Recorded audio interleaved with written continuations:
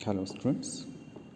पिछले कुछ वीडियो में हमने प्लांट फिजियोलॉजी वाले पोर्शन में न्यूट्रिशन प्लांट्स का टॉपिक लिया था, जिसमें हमने मैक्रो न्यूट्रिएंट्स और माइक्रो न्यूट्रिएंट्स के बारे में बात की। जिसमें हम मैक्रो न्यूट्रिएंट्स को कम्प्लीटली पढ़ चुके हैं, जिनके फंक्शंस और उनके डिफिशियंसी सिम्टम्स। आज हम जो टॉपिक लेके चल रहे हैं वो है माइक्रो न्यूट्रिएंट्स इन प्लांट्स। इन्हें ट्रेस एलिमेंट्स कहते हैं, जिनकी आवश्यकता जो होती है बहुत कम क्वांटिटी में होती है, less than 10 mm mole kg to the power -1 of dry matter. तो ये जो माइक्रो न्यूट्रिएंट्स होते हैं वो कौन कौन से होते हैं, उनको आज हम पढ़ेंगे। जैसे iron, manganese, copper, molybdenum, zinc, boron, chlorine and निकल। इसके अतिरिक्त कुछ हायर प्लांट्स में सोडियम, सिलिकॉन, कोबाल्ट और सिलेनियम भी पाए गए हैं। तो आज हम बात करते हैं माइक्रोन्यूट्रिएंट्स के बारे में, जिसमें सबसे पहला माइक्रोन्यूट्रिएंट्स जो हम पढ़ने जा रहे हैं वो है मैग्नीशियम।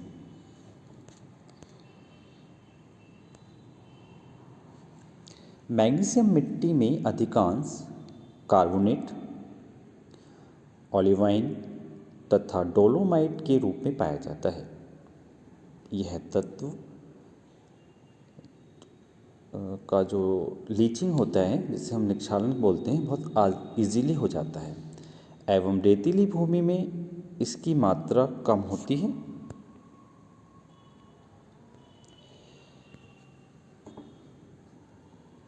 मैग्नीशियम क्लोरोफिल का एक मुख्य घटक है, मतलब मेन इसका जो रोल है वो क्लोरोफिल की सिंथेसिस में मेन कंपोनेंट, क्योंकि ये क्लोरोफिल का एक मेन कंपोनेंट होता है तथा पत्तियों में यह क्लोरोसिस को रोक देता है।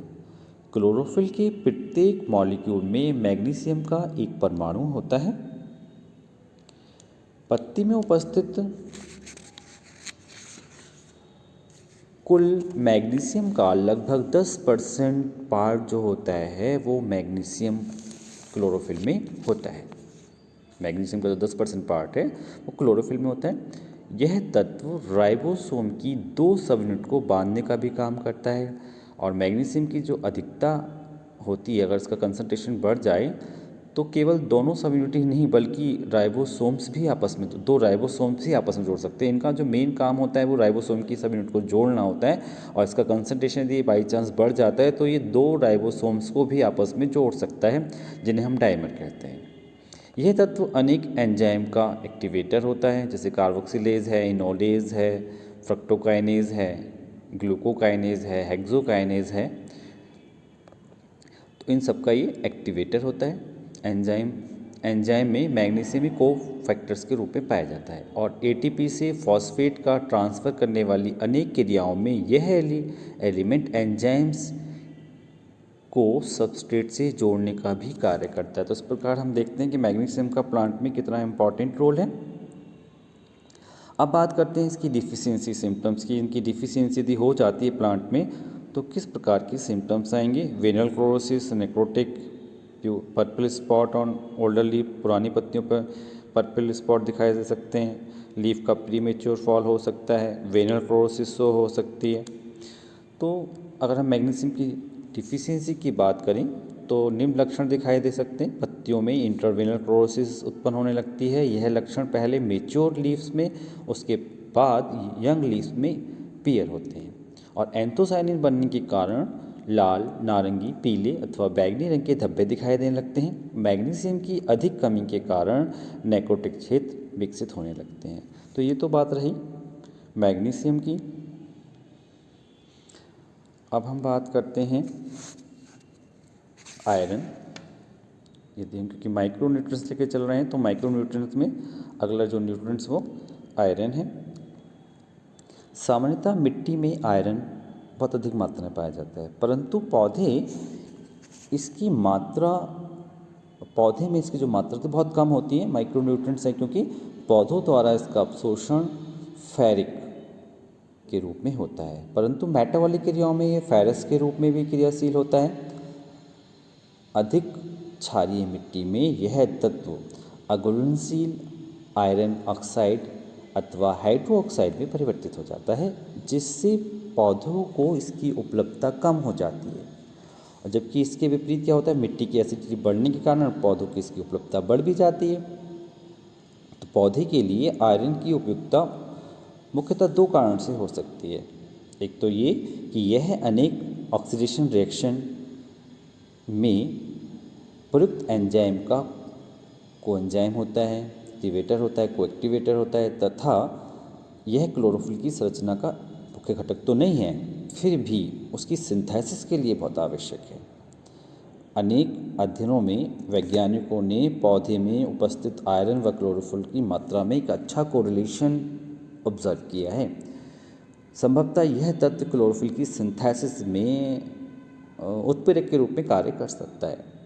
तो जहाँ तक उन्होंने साइंटिस्ट ने इसको अच्छी खासी खोज इस पर की है, और उन्होंने ये भी देखा है कि इसका कोई ना कोई कोरिलेशन है, और ये भी माना जाता है कि क्लोरोफिल की सिंथेसिस में ये कैटलिस्ट का कार्य करता है।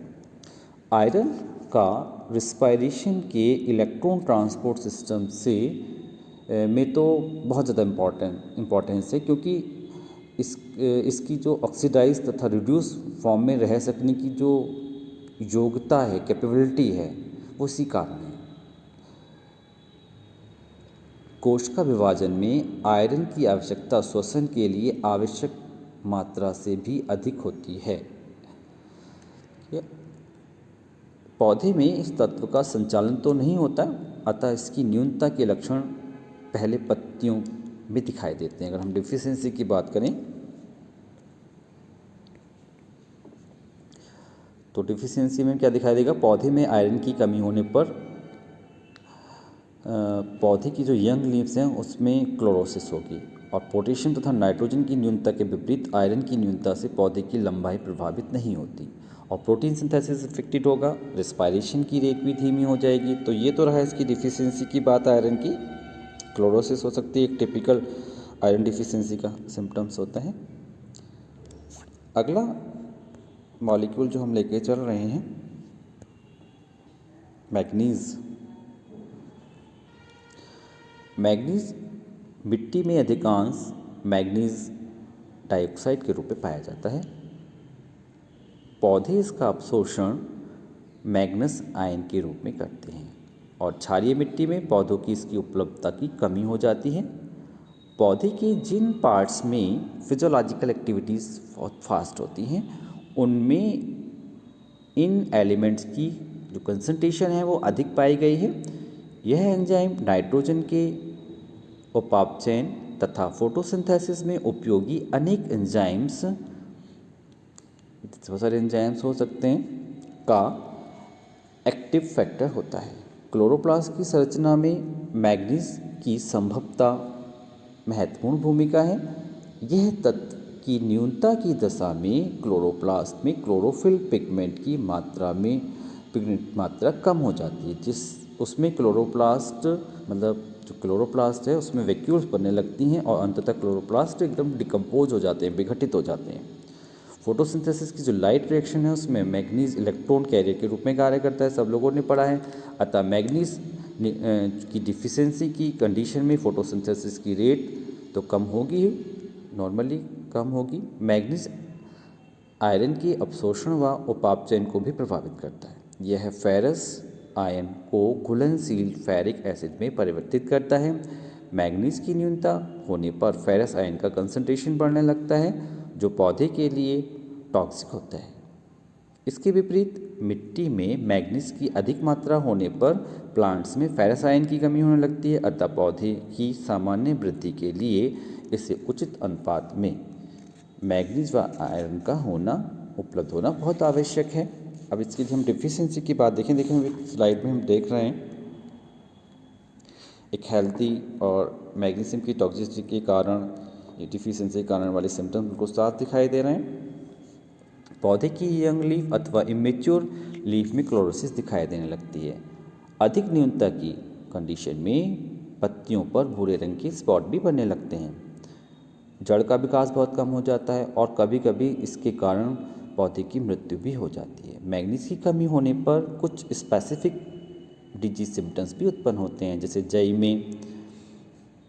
जई में ग्रे स्पिक होती है, चुकंदर में स्पेक्युलर येलो डिजीज़ हो जाती है, मटर का मार्स डिजीज़ हो जाती है, मार्स स्पॉट डिजीज़ हो जाती है। तो इस प्रकार के स्पेसिफिक सिम्टम्स भी इसकी कमी से उत्पन्न होते हैं। अब हम बात करते हैं अगला एलिमेंट बोरोन। बोरोन का जो अवशोषण होता है जड़ों से सॉल्युबल बोरेटाइन के रूप में होता है और ये मिट्टी में उपस्थित कैल्शियम साथ मिलकर कैल्शियम बोरेट बना लेते हैं जो जड़ों द्वारा अवशोषित नहीं हो पाता। अतः अधिक कैल्शियम युक्त मिट्टी में पौधों को बोरोन की उपलब्धता कम हो जाती है। और मेन जो इम्पोर्टेंस हमें बोरोन की ध्यान रखना चाहें तो उसका जो मेन इम्पॉर्टेंस है वो ट्रांसलोकेशन में है। पौधे में कार्बोहाइड्रेट के ट्रांसलोकेशन में बोरोन का विशेष महत्व है। यदि हम डिफिशिएंसी की बात करें तो बोरोन की न्यूनता होने पर प्लांट्स में जो डिफिशिएंसी दिखाई देगी वो क्या दिखाई देगी, गहरे रंग की मोटी पत्तियां जो हो जाती हैं वो एकदम एक समझ लीजिएगा कि बोरोन की डिफिशिएंसी का एक स्पेसिफिक करेक्टर है। फ्लावर्स की संख्या भी कम हो जाती है, फ्लावर्स स्ट्राइल भी हो जाते हैं, रूट व शूट एपेक्स की डेथ हो जाती है जिससे प्लांट जो होते हैं स्टंटेड हो जाते हैं, स्टोरेज तथा फ्लैसी टिश्यू का विघटन हो जाता है। इसके कारण सलजम में वाटर कोर तथा गोभी में ब्राउनिंग जैसे भी डिजीज़ होती हैं। स्पेसिफिक डिजीज़ है जैसे सलजम में वाटर कोर और गोभी में ब्राउनिंग जैसे रोग भी इससे होते हुए पाए गए हैं। अगला हम जो एलिमेंट है वो है जिंक। जिंक मिट्टी में बहुत कम मात्रा में पाया जाता है और एल्कलिनिटी बढ़ने में पौधों में इसकी उपलब्धता कम हो जाती है।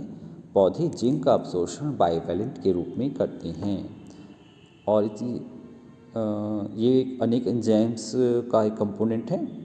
कार्बोनिक एनहाइडेज, एल्डोलेज इत्यादि जो एंजाइम्स हैं लगभग 70 एंजाइम्स में पाया जाता है। इसके अतिरिक्त जिंक फास्फोरस के अवशोषण को भी नियंत्रित करता है। वैज्ञानिकों ने स्टडी करके पाया कि मिट्टी में जिंक की न्यूनता होने पर फास्फोरस का अवशोषण कम हो जाता है और कोशिकाओं में अकार्बनिक फास्फोरस की कंसंट्रेशन बढ़ने लगता है। यदि हम डिफिशिएंसी देखें, कुछ स्पेसिफिक रोल हैं इसके। नोड की वृद्धि कम होने से पौधा स्टंटेड हो जाएगा, वाइट नेक्रोटिक एरियाज उत्पन्न हो जाएंगे, क्लोरोसिस होगा, छोटी छोटी शाखाओं पर रोजेट व्यवस्था हो जाती है। जिंक की जो न्यूनता का लक्षण जो होता है वो लिटिल लीफ भी कहलाता है। फ्लोएम में मालफॉर्मेशन हो जाता है और इसकी डिफिशिएंसी से मक्का में उसमें डिजीज़ होती है वाइट बड डिजीज़। तो जिंक की न्यूनता से जो रोगी पौधे होते हैं जिंक साल्ट का हम घोल डायरेक्ट छिड़क कर उसको हम कंट्रोल कर सकते हैं। यदि हमें इस तरह की लगता है कि जिंक की कमी से होने वाले रोग दिखाई दे रहे हैं तो जिंक के साल्ट को हम डायरेक्ट अप्लाई कर सकते हैं जिससे इसकी डिफिशिएंसी को कम किया जा सकता है। अगला हम मेंबर लेके चल रहे हैं मॉलिब्डेनम। मॉलिब्डेनम प्राय मिट्टी में बहुत कम मात्रा में पाया जाता है और इसका अवशोषण जो होता है वो मॉलिब्डेनम ऑक्साइड के रूप में होता है। मॉलिब्डेनम अनेक एंजाइम्स जैसे नाइट्रेट रिडक्टेज हैं, तो ये जो एंजाइम्स हैं इनका मुख्य घटक होता है और जड़ ग्रंथियों द्वारा नाइट्रोजन के फिक्सेशन के लिए ये बहुत आवश्यक है। इसलिए जड़ ग्रंथि में इसकी कंसंट्रेशन बहुत ज़्यादा होती है मॉलिब्डेनम की। पौधों में मॉलिब्डेनम की न्यूनता होने पर स्कॉर्बिक एसिड की सांद्रता कम हो जाती है। यदि हम डिफिशिएंसी की बात करें तो पौधे में मॉलिब्डेनम की न्यूनता निम्नलिखित लक्षणों से प्रदर्शित हो सकती है, जैसे पत्तियों का मोटलिंग होना एक इसका कैरेक्टरिस्टिक फीचर है, क्लोरोसिस होना, फ्लावरिंग कम होना, और यदि फ्लावर बन भी जाएं तो फ्रूट्स में डेवलप नहीं होते हैं, पहले गिर जाते हैं। और मॉलिब्डेनम की कमी से जो गोभी में एक डिजीज़ होती है जिसे हम विप टेल डिजीज़ कहते हैं। तो इस प्रकार हमने देखा कि प्लांट्स में जो माइक्रो और जो मैक्रो न्यूट्रिएंट्स होते हैं उनका क्या स्पेसिफिक रोल होता है और उनकी कमी से कौन कौन से रोग हो जाते हैं। तो आज का चैप्टर हम समाप्त करते हैं। धन्यवाद।